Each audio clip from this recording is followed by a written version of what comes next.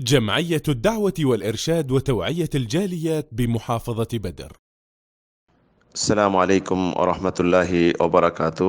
সম্মানিত মুসলিম ভাইয়েরা, আমাদের এক ভাই জানতে চেয়েছেন বেতর নামাজ সম্পর্কে। বেতরের নামাজ হলো মুস্তাহাব নামাজ, ওয়াজিব নয়। তবে এটির প্রতি রাসূল সাল্লাল্লাহু আলাইহি সাল্লাম অনেক গুরুত্ব দিয়েছেন। তিনি সফর অবস্থায়ও বেতরের নামাজ তিনি ছাড়তেন না। এই বেতরের নামাজ হলো বেজুর নামাজ, যেটি এশার নামাজের পরে, ফরজের পরে 2 রাকাত সুন্নত পড়ে বেতর পড়ে নিবে। যদি বেতরের নামাজ 1 রাকাত পড়ে তাহলে বেতর আদায় হবে, তবে 3 রাকাত পরিপূর্ণ, এবং এটা হলো উত্তম। এটার সময় হলো এশার নামাজের পরে 2 রাকাত সুন্নত পড়ে বেতর পড়বে।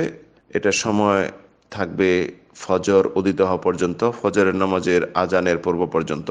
যদি কেউ মনে করেন আমি রাত্রিতে কিয়ামুল লাইল করব, সর্বোত্তম যে নফল নামাজ তাহাজ্জুদের নামাজ পড়ব, তিনি যেন বেতরের নামাজ না পড়ে ঘুমিয়ে যান। পরবর্তী জাগ্রত হয়ে তাহাজ্জুদ নামাজ পড়বেন, 2 রাকাত 2 রাকাত করে পড়ে সালাম ফিরাবেন, শেষে বেতর পড়বেন। কারণ বেতরের নামাজ হলো শেষ নামাজ রাত্রির নামাজের মাঝে। আর যদি কেউ এমন মনে হয় যে রাত্রিতে জাগনা পাবেন কিনা বা পাবেন না, এমন যে কোনো সন্দেহ থাকে, তিনি রাত্রিতে এশার নামাজের পরে বেতর পড়ে নেবেন। যদি দেখা যায় তারপরেও তিনি জাগ্রত হয়ে গেছেন, পরবর্তী তিনি তাহাজ্জুদের নামাজ 2 রাকাত 4 রাকাত 6 রাকাত 8 রাকাত যা ইচ্ছা তাই পড়বেন। পরবর্তীতে আর বেতরে নামাজ পড়া প্রয়োজন নেই যদি পূর্বে পড়ে থাকেন এশার নামাজের পরে। কারণ রাসূল সাল্লাল্লাহু আলাইহি ওয়াসাল্লাম বলেছেন লা বিতরান ফিল লাইল, যে এক রাত্রিতে 2 বার বেতর নেই, 2 বার পড়া যাবে না। আর যদি এমন মনে হয় কেউ বেতরের নামাজ পড়তেছেন, এর মাঝে ফজরের নামাজের আজান হয়ে গেছে, তাহলে তিনি নামাজ চালু রাখবেন, বেতরের নামাজ শেষ করবেন, এটা কোনো সমস্যা নেই। আর এমন যদি হয় একদিন কেউ বেতরের নামাজ পড়তে পারছেন না, বা বেতর নামাজ পড়তে ভুলে গেছেন, বা সময় হয়নি, বা জাগ্রত হয়েছেন না, তিনি যেন দিনে পড়ে নেন, জোহরের নামাজের পূর্বে পর্যন্ত সময় পড়ে নেন।